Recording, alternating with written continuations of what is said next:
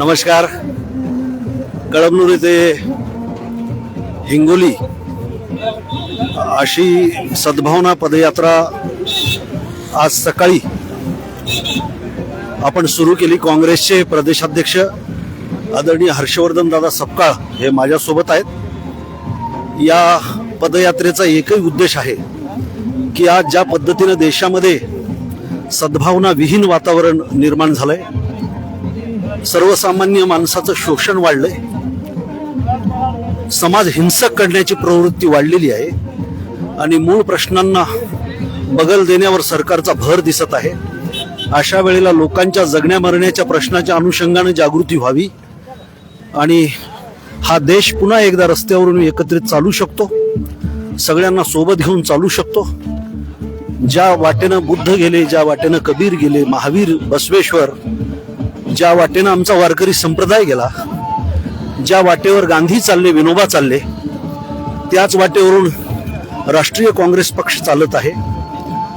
हे या ठिकाणी दाखवण्याचा प्रयत्न या सद्भावना रॅलीमधून होत आहे. आपल्या समोर हर्षवर्धन दादा सपकाळ देखील आहेत. एक सक्षम वैचारिक नेतृत्व, वेगवेगळ्या सामान्य लोकांच्या प्रश्नाच्या अनुषंगानं जे सातत्यानं लढे देतात आणि काँग्रेसची विचारधारा घराघरामध्ये पोहोचवण्याचं काम जे सातत्यानं करतात, वैचारिक स्पष्टपणा ज्यांच्याकडे आहे, त्यांना आपण या सद्भावना यात्रेविषयी विचारू की दादा, या यात्रेच्या संदर्भामध्ये आपली भूमिका आम्हाला या ठिकाणी सांगा. ही सदर पदयात्रा ही शेतकऱ्यांच्या न्याय हक्काची पदयात्रा आहे. या पदयात्रेचा हेतू अमेरिकन ट्रेड डील हे नरेंद्र मोदींनी रद्द करावं व शेतकऱ्यांच्या अनुषंगिक प्रश्नाकडे सरकारचं लक्ष वेधणं आणि हे धोरणाचा निषेध करणं आणि करिता एक आंदोलनात्मक भूमिका ही महाराष्ट्रभर घेण्याची सुरुवात आहे.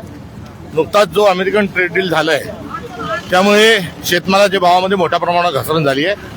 तर भविष्यात जो आयात शुल्क माफ केलेला माल हा अमेरिकेतून येणार आहे, याचा दर हा भारतामध्ये शेतकरी कसूनलेल्या जो उत्पन्न आहे त्याच्या तुलनेने ते बरंच स्वस्त राहणार आहे.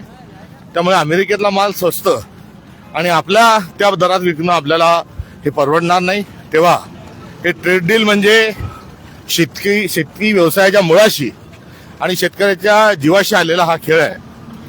हे ट्रेड डील रद्द करावं ही या पदयात्रेमागची असणारी भूमिका आहे. सोबतच शक्ती महापीठ मार्ग जो आहे तो रद्द करावा. तो अव्यवहार्य आहे. यात कुठल्याही पद्धतीने महाराष्ट्रातल्या नागरिकांचं, जनतेचं भलं होणार नाही.